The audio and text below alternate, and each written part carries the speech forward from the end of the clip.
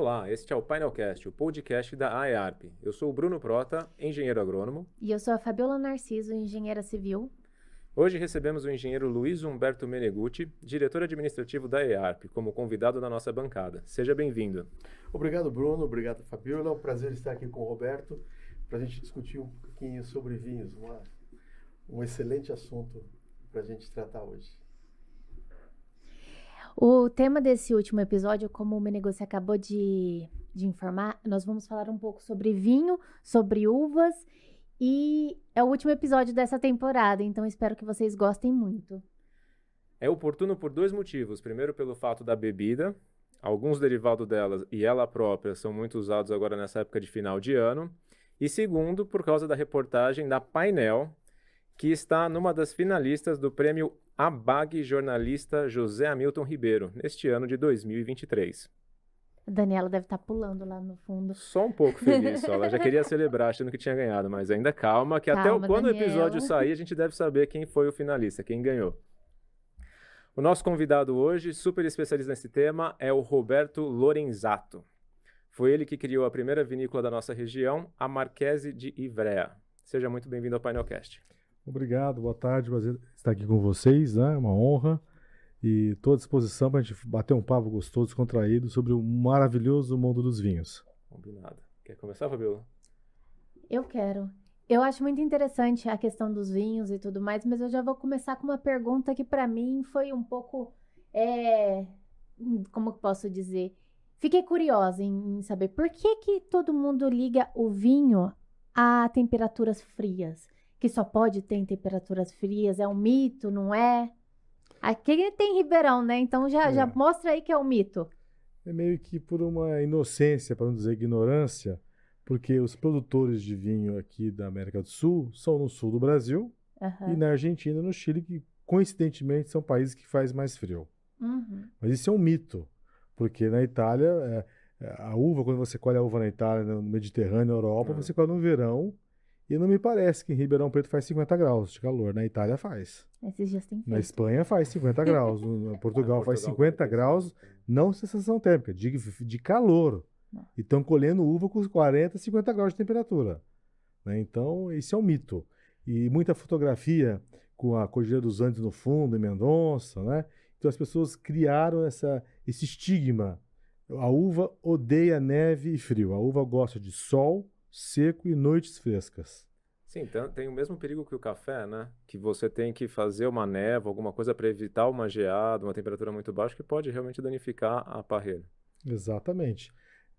E mesmo porque no Brasil já tem o histórico de produção de vinhos no Vale do São Francisco, né? Isso. Que é uma região bem quente e não tem nada de neve ou noites muito frias, né? Mas o vinho produzido em regiões quentes, ele perde para o vinho produzido em regiões frias ou não? Existe um fator interessante, né, de agronomia. A planta, quando ela faz a fotossíntese, né, no caso da uva, ela precisa de noites frias para a planta não estressar, gastar energia para guardar, para poder fazer o álcool desses açúcares que ela acumula. Então, tendo a noite fria, o baguinho da uva estando cheio, ele mantém mais açúcares ali. Então vai dar uma uva mais doce. A uva tendo mais açúcar na fermentação, ela vai produzir, esse açúcar transforma em álcool. Então para fazer vinhos, grandes vinhos, que são vinhos com 13, 14, 15% de álcool, a região de Ribeirão Preto, a minha opinião, é uma das melhores do mundo. Até aquela nomenclatura de Califórnia brasileira, realmente aqui a amplitude térmica é maior que a Califórnia dos Estados Unidos. É maior que na Europa, é uma coisa impressionante porque nós temos dias quentes, 25, 30 graus, noites com 10 graus, obviamente chega a 0, a 5, a 3, porque o pessoal fala, mas Ribeirão é muito quente em São Paulo, mas pega as mínimas de Ribeirão, são mais frias que as de São Paulo. O clima é seco, né? Essa é a diferença de temperatura. Nós temos as mais altas e nós também temos as mais baixas, né? Por exemplo, o Uberaba já fez ano passado 1 grau negativo, no retrasado 1,5 graus. Não é? Só que não fica o dia inteiro, como na Europa, 1,5 graus negativo. Né? Lá esquenta. Aqui no Brasil esquenta na hora do almoço, por volta do meio-dia. Né? E a terra roxa, que é a nossa região aqui, ela favorece essa cultura. Porque acho que em quase nenhum outro lugar do mundo, Mendoza tem uma terra muito rica para a produção, acho que de qualquer coisa que se tenta produzir lá em Mendoza, o vinho foi uma delas, né? Mas a terra nossa aqui é diferente, é a terra roxa, que é considerada uma dos melhores solos do mundo, né? Então, eu gosto muito. Ontem nós tivemos com eu, Luiz Biagi, na Vinícola Guaspari, que é a mais premiada do Brasil, uma vinícola paulista. Nós estamos lançando a Wines of São Paulo, que é para poder diferenciar o vinho de São Paulo do vinho que foi feito pelo pessoal de outros estados, principalmente do sul do Brasil.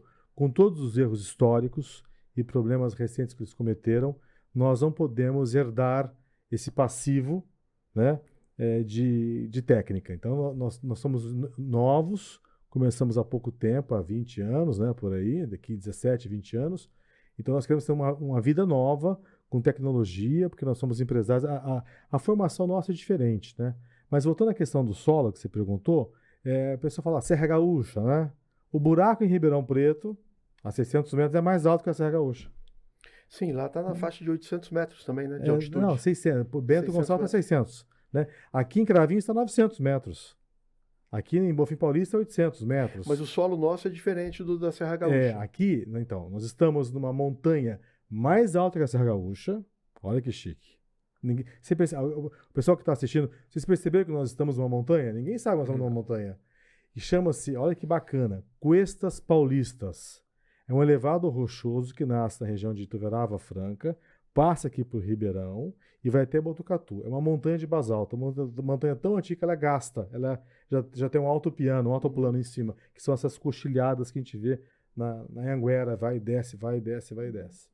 Então, esse solo é riquíssimo em basalto, né? Que é forte, tem conteúdo de ferro, que é excepcional para vinhos de guarda, para vinhos tinto. Quer dizer, nós temos a sorte de ter um solo fantástico nessa região toda aqui da Alta Mogiana. Agora, me responda uma coisa, Roberto. Como a Fabiola falou, o que é verdade e o que é mito? Eu ouvi de um conhecedor de vinho há muito tempo atrás, de que quanto mais velho é a parreira, mais qualidade ela produz. Isso é verdade ou é mito? É mito. É mito. É mito. Vamos lá, um atleta mais jovem, ele tem quem que você colocar para fazer uma competição de ciclismo, né? Ou de corrida, quem tem mais fôlego, o jovem ou o mais velho?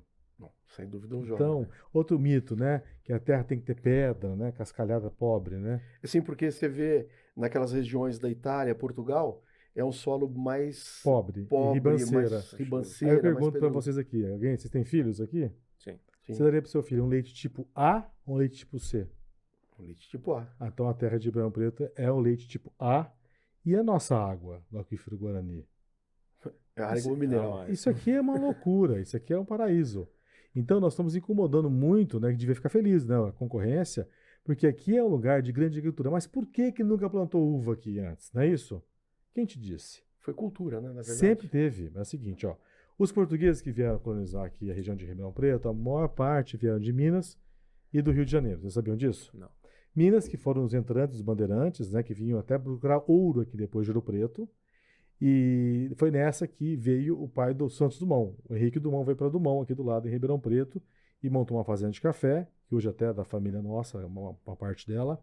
E o filho dele estudou aqui em Ribeirão Preto e foi estudar na França. E o Henrique Dumont era engenheiro formado em Paris. Olha o nível de imigração que nós tivemos aqui.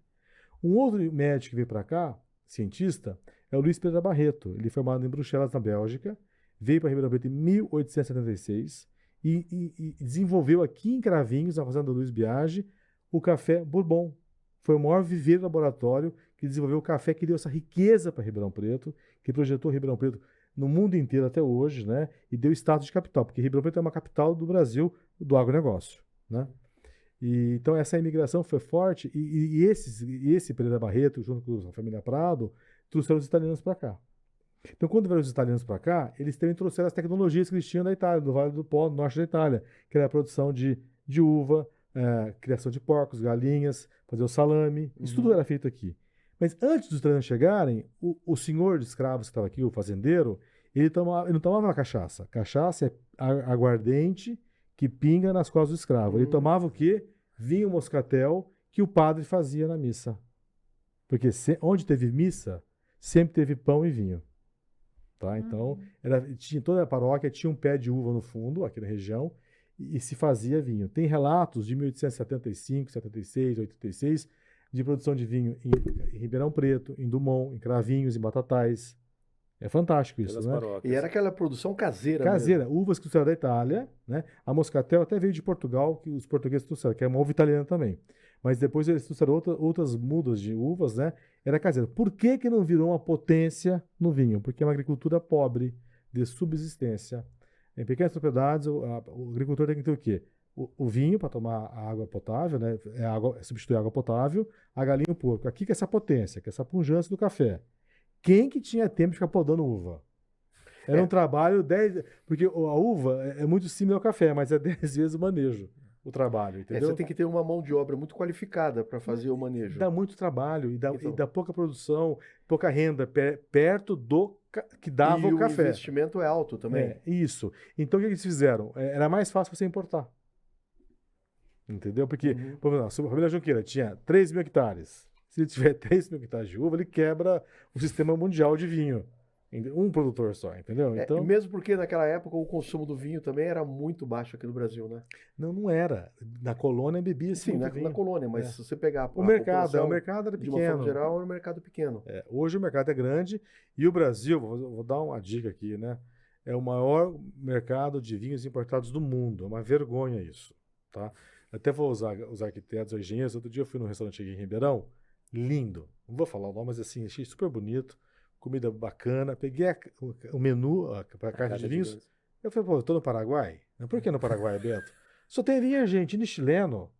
Eu chamei lá o gerente da loja e falei assim, por favor, quem que é o argentino que fez esse prédio lindo aqui? Vou contratar. Quem que é o arquiteto? Não, é fulano aqui de Ribeirão Preto. Que traço lindo arquitetônico. E esse pessoal chique, que estava meio frio, chique, tem um pessoal meio loiro, né? São de Buenos Aires? Não, a gente daqui de Ribeirão, né? Eu falei, então, comendo, e tá pagando em peso ou em real? Ah, em real. Mas por que tá tomando vinho, né? Não tem vinho brasileiro aqui. Vocês têm vergonha? Quer dizer, o povo é bonito, a comida é bonita, o prédio é bonito. Por que nós vamos dar dinheiro pro vinho dos outros? Né? E eu brinco, vou além, eu quero até polemizar. Vinho é contrabandeado. Roberto, Do Paraguai. Grande parte, salvo exceções, é contrabando. me responde uma outra questão também relacionada a esse consumo, baixo consumo do vinho nacional em relação ao vinho importado. Eu tenho um amigo que me disse que o produtor de vinho brasileiro é um herói, porque com a carga tributária que ele tem, ele não consegue competir com o vinho importado, que a carga tributária do vinho importado é muito menor do que o vinho nacional. Isso é mito ou verdade? É mito e é verdade. Porque assim, ó, a Itália também tem uma das maiores cargas, um exemplo, vamos falar da Itália, do mundo. Itália, né, França. O problema é o seguinte, que a quantidade de produção de uva que eles têm é tão grande que vira commodity. Então, vocês estão bebendo aí vinho importado da Itália, por você, que custa €1 com garrafa e rolha. E aquela gradinha. Como? Exato. Nós estamos tomando o refúgio do refúgio batizado na Itália. Inclusive o governo italiano, eu fui deputado na Itália, está apavorado, porque o Made in Italy, a maior marca da Itália não é a Ferrari, a Bugatti, é o Made in Italy. Estão exportando porcariada para o mundo. Vinho de baixa qualidade, azeite falsificado. Então esses intermediários são os desconstrói o trabalho de muita gente. Aí ontem, nessa reunião com o secretário de Estado, eu falei assim para o pessoal, nós temos 2 inimigos aqui. Quem fez vinho mal feito, no mundo do vinho, e o importador, que fala mal do vinho brasileiro, para poder vender o vinho, refúgio que ele traz da Europa para os inocentes brasileiros. Ele traz o vinho barato lá, né? Vinho. De 1 a 5 euros, na sua grande maioria.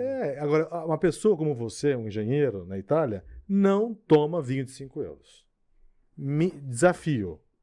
Ele tem vergonha de chegar no restaurante e pedir um vinho de 5 euros. Ele pede um vinho de 15, de 20 euros.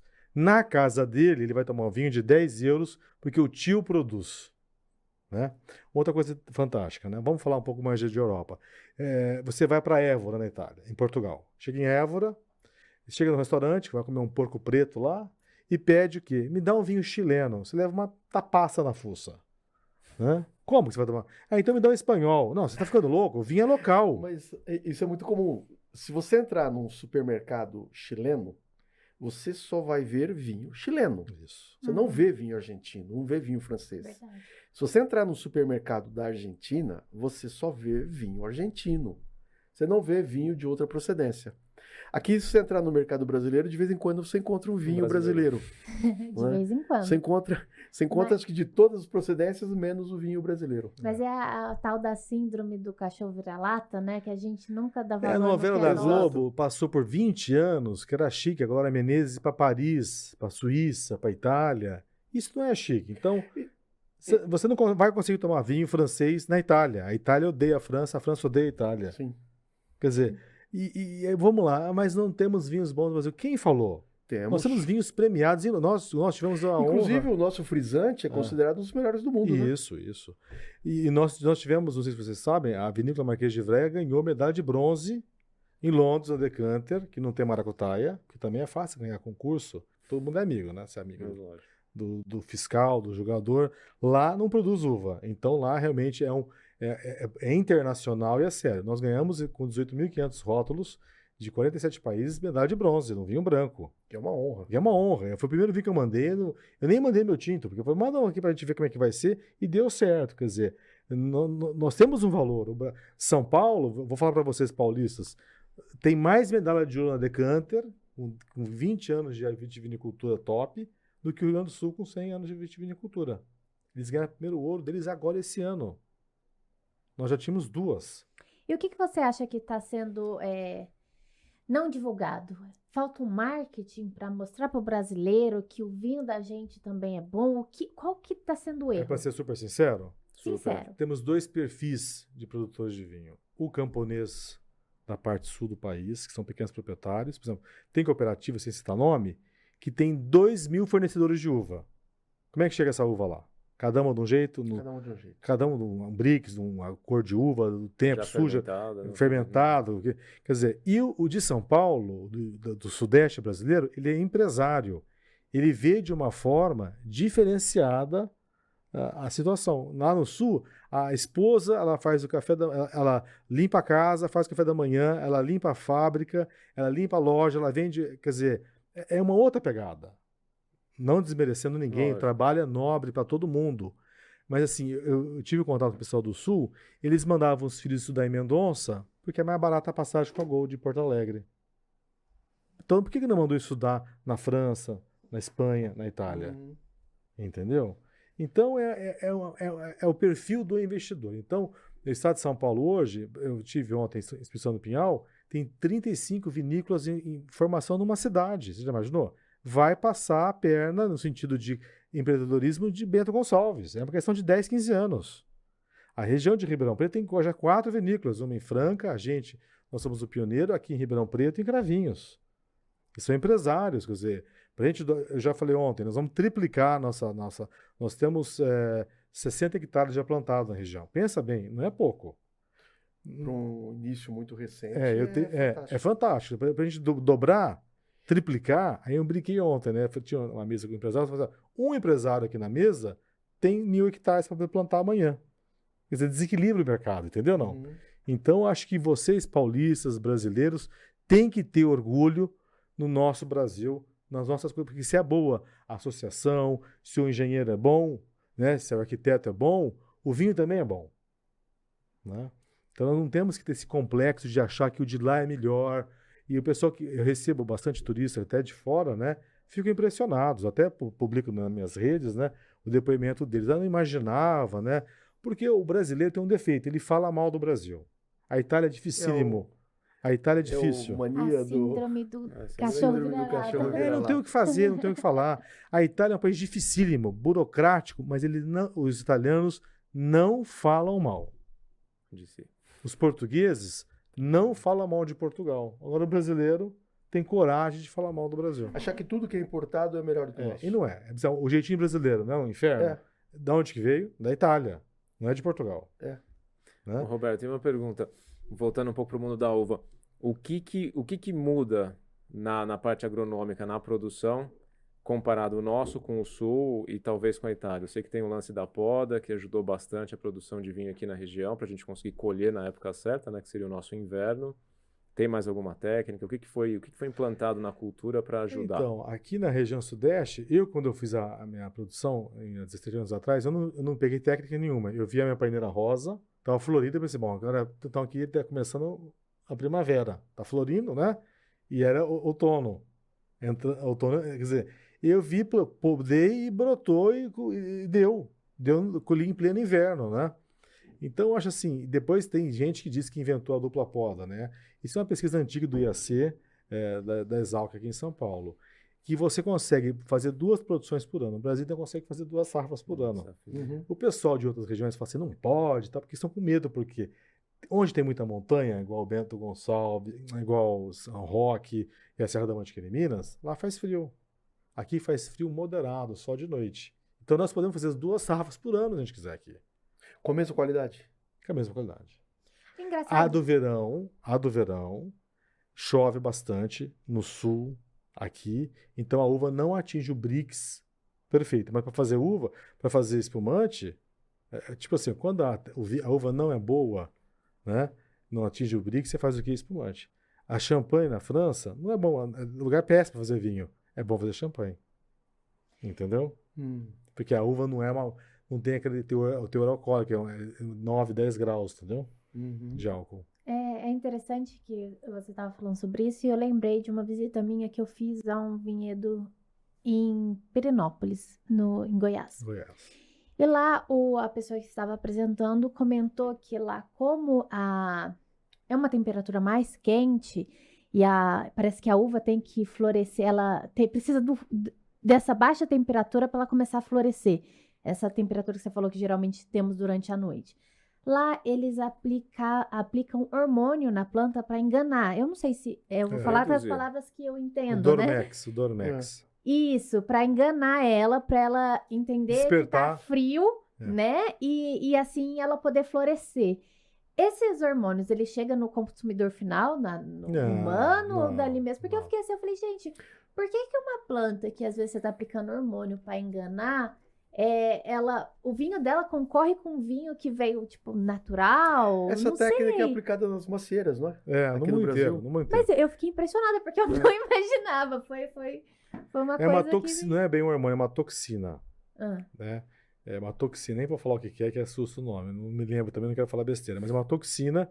Na verdade é o seguinte, no Brasil o pessoal passa para garantir uma brotação uniforme. Quando a gente erra e não passa, brota igual também. Até aqui tem isso, entendeu?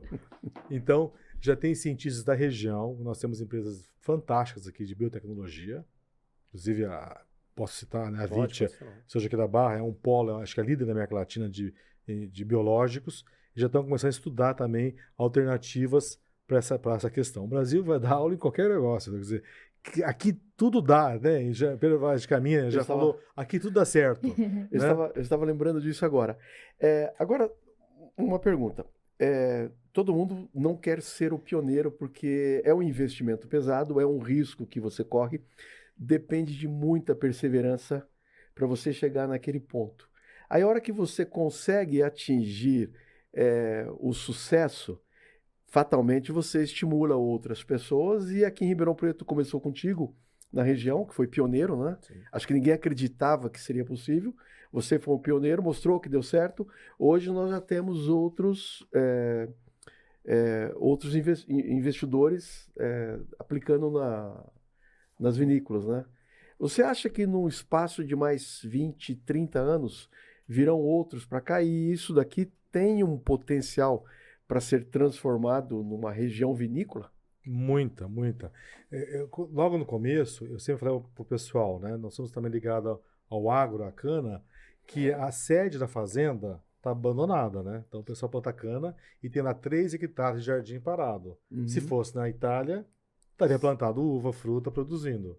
Então, aí o filho desse agricultor, ele arrenda a fazenda para a usina e vai ter que trabalhar como agrônomo lá na Bahia, porque aqui não tem trabalho, não é isso?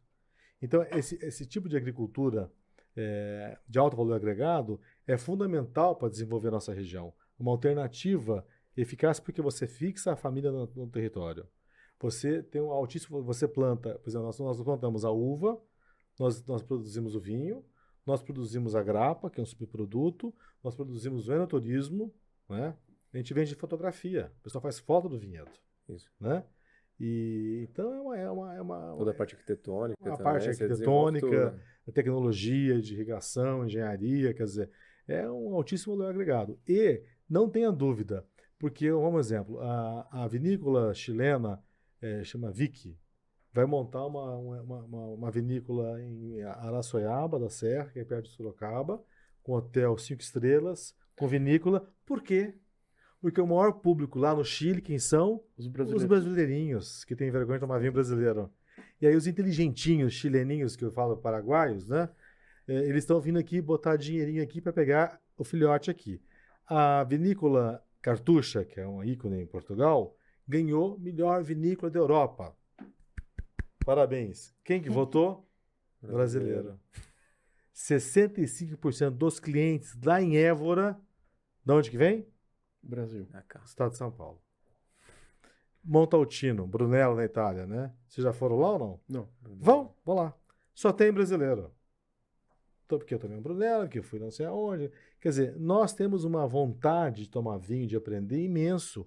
E agora que estão chegando esses investidores, vai difundir cada vez mais. Então, tipo assim, eu já estou há 17 anos, eu fui o pioneiro, eu paguei um preço caro, sozinho, no meio do canavial.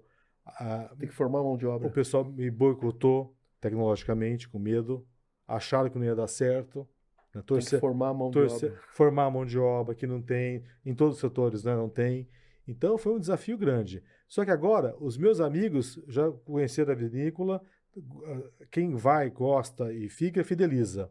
Os amigos da outra vinícola também vai abrindo. Então, se tiver 100 vinícolas, a força de pressão em cima do mercado, sobre 100, vai colocar esses vinhos no mercado e nós vamos tirar o espaço do vinho do Paraguai.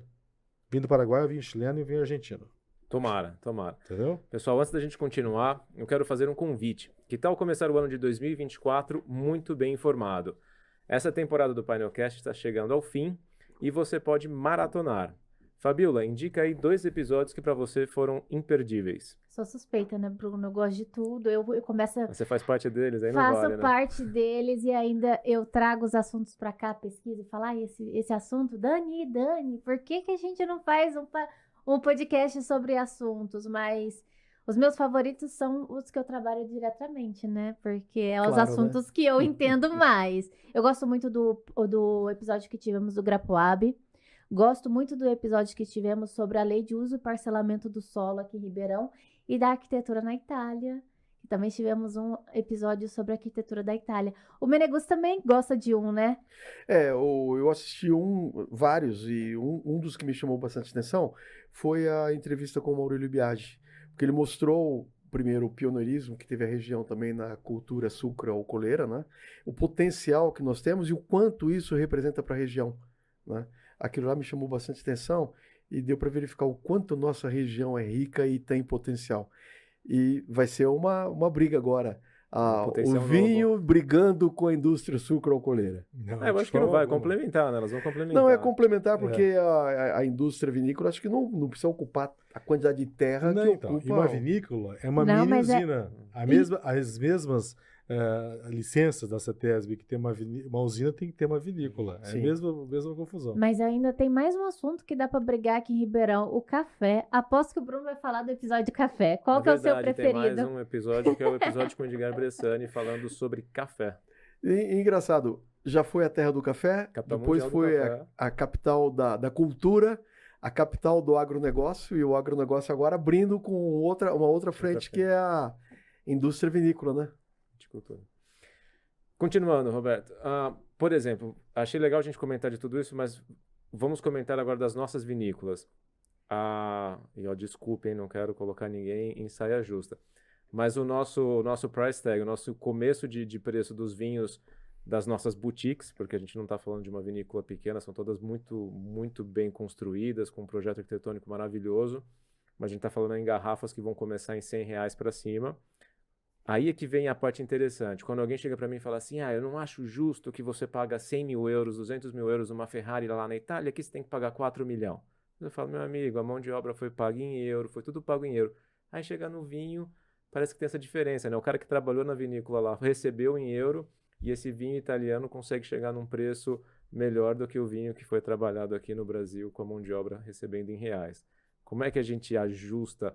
Porque está sendo um produto muito elitizado, né? É a escala, né? O mundo tem excedente de vinho, né? E o Brasil está começando agora. Então, quando nós tivermos, eu já consegui fazer vinho abaixo de 100, tá? Estou com vinho top, né? Que está custando R$ 80 espumante, uva Sangiovese, que só tem na Toscana aqui na região de Ribeirão. Então, assim, é a quantidade que vai fazer o preço. Né? Então, agora nós estamos começando a atingir uma curva de produção, entendeu? Essas 8 vinícolas que formam o Wines of São Paulo já está produzindo 600 mil garrafas por ano. Não é pouco. Não. São todas premiadas em Londres, também não é pouco. Então, ninguém vai poder falar, o vinho do fulano não presta. Pô, o rapaz ganhou medalha de prata em Londres e ouro na Bélgica. Quer dizer, é feio. Vai tomar vinho do Paraguai, Sim. que não tem medalhinha nenhuma, entendeu? Não? Então, eu acho que é uma questão de produto, né? Você tem uma Ferrari, você usou a Ferrari, e tem aqueles carros covers, não tem? De fibra de vidro. Você tem que ver o que você vai andar, entendeu? Então, um vinho que custa R$100 no Brasil, realmente custou R$100. Às vezes, custou um pouquinho mais. Por quê? Nós temos que aprender a gestão do campo, a toda a questão enológica, agronômica, que não é fácil você fazer sem uma tradição de 300, 400 anos. Nós não temos aqui, né? E a técnica do Sul não é a técnica daqui do Sudeste. Então, é um negócio novo. Mas esses vinhos nossos que foram premiados, agora no caso nosso, eu venderia R$150. Londres falou que tinha que custar R$350. Não fui eu que falei. O preço deveria ser R$350. E aí? Então eu desafio vocês a pegar um vinho premiado bom por €5. Não vai, com certeza. Não é? Mas uma coisa que você tem na sua vinícola lá em Ituverava, uma coisa que eu não sei se existe aqui em Ribeirão Preto ainda, ou se está bem disseminado. Toda grande vinícola na Europa, América do Sul, Argentina, Chile, você tem aquelas visitas monitoradas. E isso daí é uma excelente propaganda também, porque todo mundo gosta, né? todo mundo gosta de conhecer aquilo que está consumindo, né? E quando você leva alguém, eu, por exemplo, aquela visita que eu fiz na sua vinícola, acho que estava o 4º ou 5º ano que você estava produzindo, pô, eu achei fantástico, que era um pioneirismo bárbaro aqui na região, né? E que você estava ampliando. Eu não sei se hoje você já conseguiu chegar naquilo que você gostaria, né? Mas isso é uma coisa fantástica, porque todo mundo gosta de conhecer aquilo que está consumindo. A questão turística, né? Ela Turística. também acrescenta. A gente trazendo uma arquitetura interessante para a vinícola, para a fazenda, né? E isso chama o turista, ele vai conhecer a história, vai entender Sim. que ali na história aquilo que é produzido é de qualidade, porque eu acho que o que falta um pouco essa questão turística aqui no Brasil, nesses pontos para divulgar mais, porque quando você, pelo menos eu, quando eu entro num lugar que eu tô lá conhecendo, que tem uma pessoa ali para me explicar como que funciona, muda meu pensamento. Às vezes eu tô achando que Com é uma certeza. coisa e é outra. Você para de ver o preço e ver o valor. Exatamente. Então, até para os arquitetos hoje, no episódio que a gente fez de café, né, Bruno? O Bressani, o Edgar Bressani. Ele falou da questão da arquitetura que ele acompanhou nos lugares de café do mundo inteiro, que ele visita todos os lugares. Ele falava isso no episódio, de quanto a arquitetura influenciava na questão da pessoa ir lá para tomar um café. Às vezes pagava caríssimo no café por causa da arquitetura. Não sei se vocês conhecem a vinícola do Lorenzato. Preciso. E o lugar lá é muito aconchegante, muito gostoso. Muito. Posso recomendar que vocês não vão se arrepender. A primeira Que visita técnica, Bruno, Vamos fazer pela do ano que associação. vem da associação, Mesmo, que tá tal aí, Menegus? Vamos. Ó, vamos tentar? Posso ser um guia, com Olha certeza. lá, o Menegus já tá. Não, eu tenho certeza que para mim foi uma grata surpresa, né? Uma grata surpresa saber e a receptividade, saber como que era produzido, né? E a degustação no final. Então é aquela coisa, é lógico que você não vai querer comparar com as grandes vinícolas da Argentina, do Chile, porque você tem 10 anos, naquelas lá tem 200 anos, então tem muito ainda para crescer.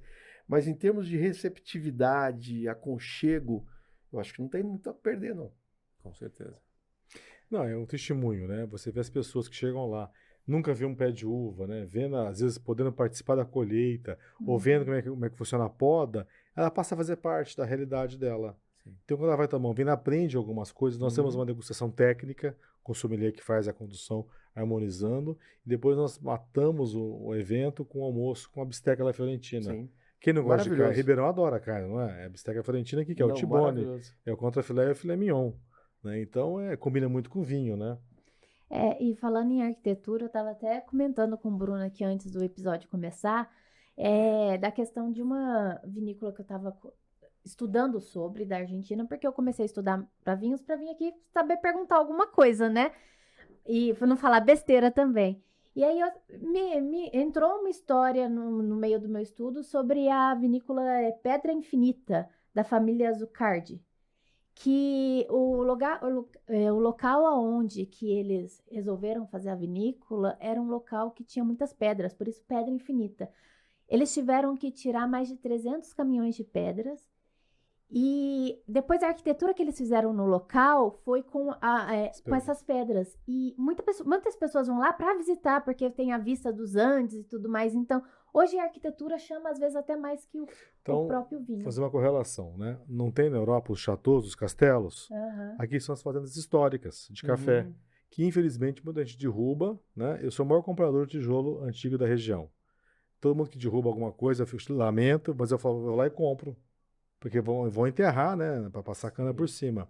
Então, nós temos uma região maravilhosa, uma montanha chamada Cuestas Paulistas. Nós temos casarões do século XIX, que são os castelos. Né? Agora estão chegando as vinícolas, né?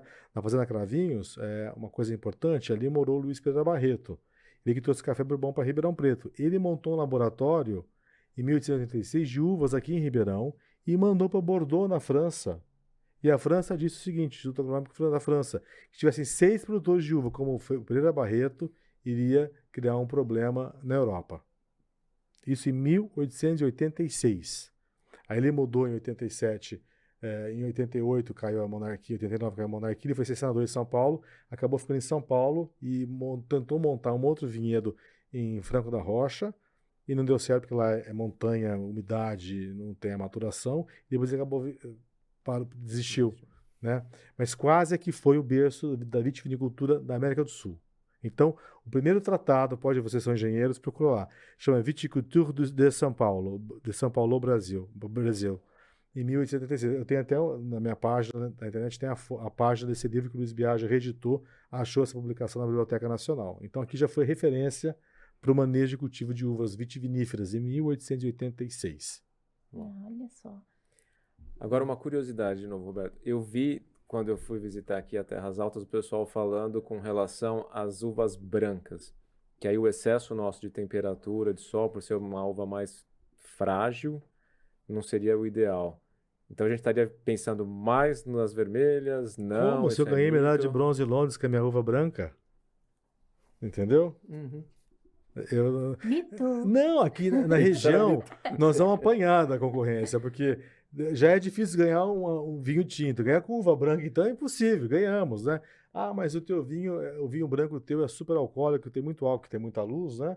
É vinho nobre, mas ninguém faz porque ninguém consegue fazer. Então, ter um vinho com 14,6 de álcool é um luxo para quem entende de vinho. E nós conseguimos, né? Não fizemos nada. Por exemplo, lá na Itália tem o Amarone, não é isso?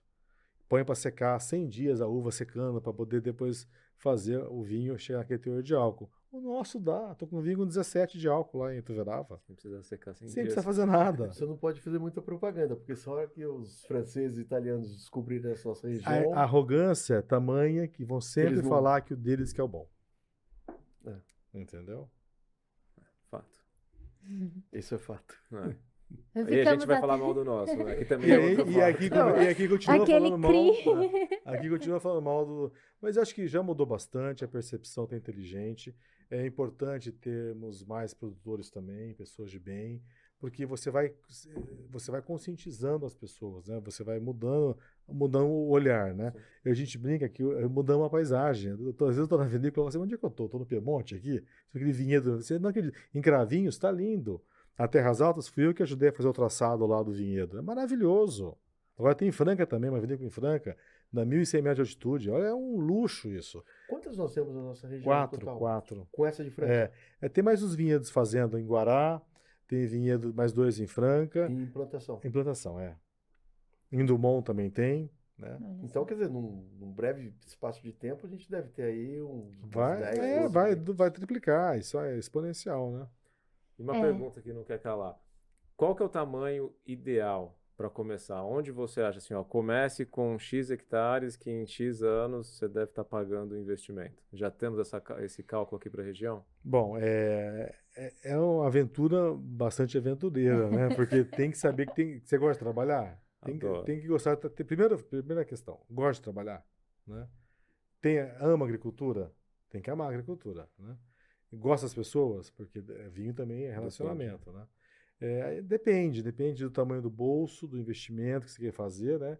Mas acho que tem que começar com um hectare para poder aprender e depois você ter espaço para poder ir triplicando, multiplicando isso.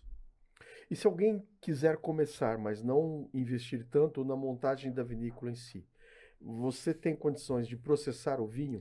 Então, A uva? excelente O Luiz pergunta. começou assim. A fábrica que está sendo feita pelo Luiz Biagi em Cravins vai ser uma das mais modernas do mundo. Já vou antecipar para vocês. Vai ganhar prêmio de vinícola mais bonita do mundo. O landscape que ele tem lá, a paisagem é estonteante. Vamos lá, Cravins está a 900 metros. Ele vê Serrana. O que é Serrana? Serra, né? Serrana é serra, né? E Serra Azul, não é isso? Quer dizer, nós estamos num lugar alto, gente. Ninguém percebeu isso. Então a paisagem é linda. A vinícola está lindíssimo. Equipamento de última geração.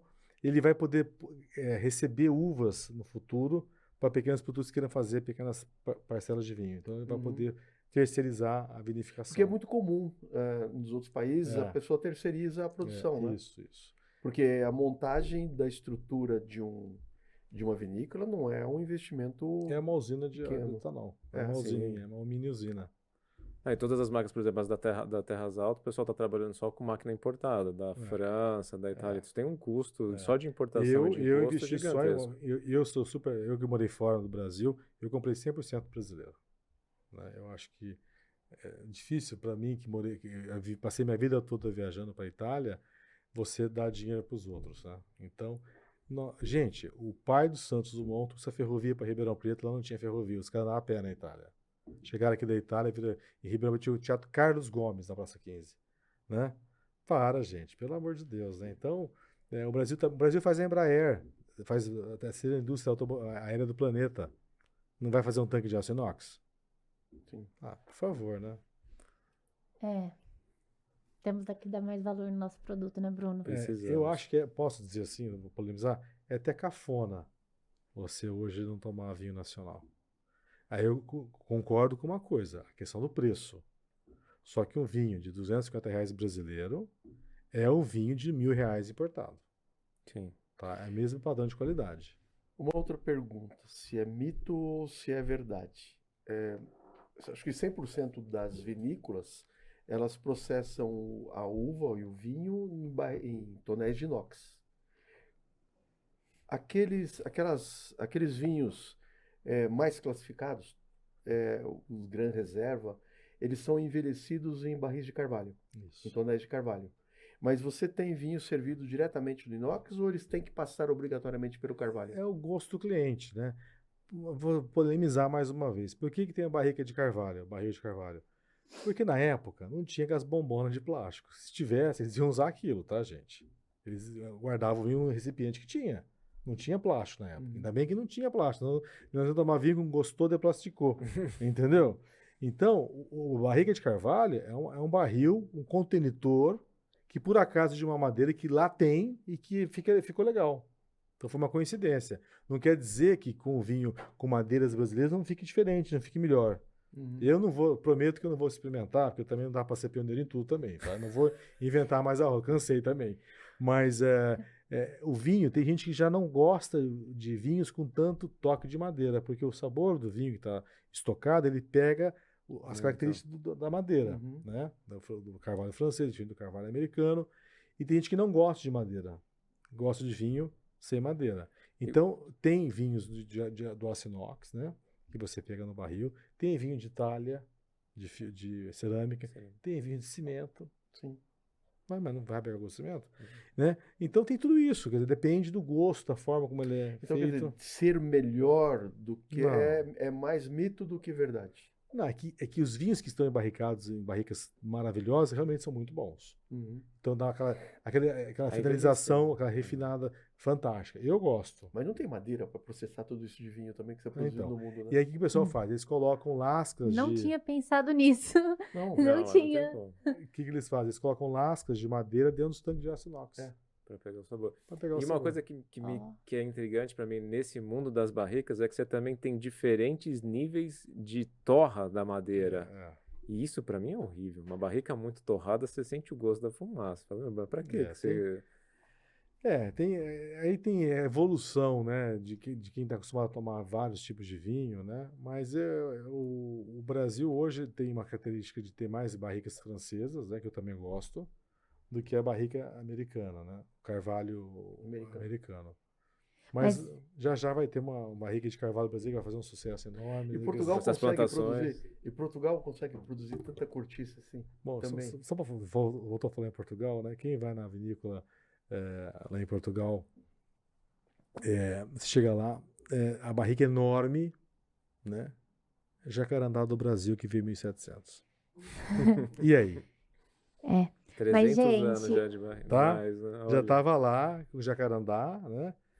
Infelizmente, nosso episódio vai ter que chegar ao fim. A Dani já tá ali fazendo assim, gente, o tempo, porque nós temos tempo. Mas prometa que vai ter uma segunda parte. Exatamente, Mas lá em eu ia Igarapava. falar sobre isso. Vamos marcar uma visita técnica lá na vinícola. Vai ser um prazer recebê-los. Ano que vem, o Meneguzzi, tá Com na sua certeza. mão. Tá na Tá sua marcado. mão. Menegucci. É isso, por Menegucci? favor. É Menegucci. Menegucci, é italiano isso. Na verdade, só uma característica rápida. É Meneguzzi, o nome original italiano era Meneguzzi. Menegucci. Mas quando veio para cá, o ouvido dos nossos cartorários não conseguiam entender o zi. Então, conseguiam fazer o zi com CCI, Meneguzzi. Aham. E aí ficou, quer dizer, era ZZI, passou para CCI. E Que tem legal. o SS, não E é? tem gente com SSI também, trabalho com a Karina pessoal- Meneguzzi, É. com 2 S. Perfeito. Então, por isso que, né, a gente acaba Mas utilizando. tutti oriundi, né, Roberto? Gente boa, né? Mais alguma colocação, Roberto? Alguma Eu coisa? queria agradecer a oportunidade de poder divulgar o nosso vinho local. Se tiver algum engenheiro arquiteto que tiver um restaurante chique que vocês façam, dá a dica para o seu cliente, né? Porque é cafona, hein, tomar vinho do Paraguai. Concordo. Menegucci, alguma... Prazer aqui estar revendo o Roberto e realmente ansioso para a continuidade dessa reportagem, desse podcast. A segunda parte, que vai ser o ano que vem, se tudo der certo, lá em Igarapava. Você que Muito não bem. é associado, associa a EARP para ir com a gente na visita técnica que o Meneguzzi vai levar. O Meneguzzi é em Ituverava. Ituverava, eu falei, agora, isso. Ituverava, desculpa. Viu? Bom, pessoal, esse é o Painelcast, o podcast da iArp. Você pode nos ver e ouvir no Spotify e YouTube e só ouvir em todos os outros tocadores, como Apple Podcasts, Deezer e Amazon Music. Os links estão no @iArp e no @Painelcast. Aproveita para avaliar, acionar o sininho, seguir e favoritar, dependendo de onde você nos ouve. Nos episódios sempre tem temas de interesses profissionais do pessoal da engenharia, arquitetura e agronomia e, não esquecendo, das geociências. Siga a gente nas redes sociais, no @iArp e no @Painelcast. E compartilhe o episódio. Conte pra gente o que você achou. Até mais! Obrigada, gente.